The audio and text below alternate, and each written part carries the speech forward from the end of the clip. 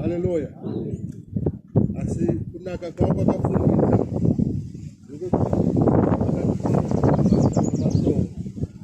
haleluya kwenguo chenu ndio wakawe kutanga kutangisisa kumusha kwedu uya nenguo chena ya maso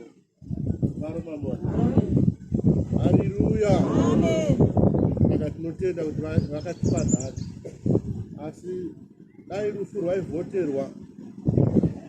vota vamire kufa haleluya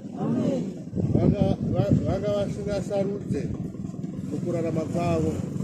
haleluya mashoko atisikafanira kukanganwa tisataenda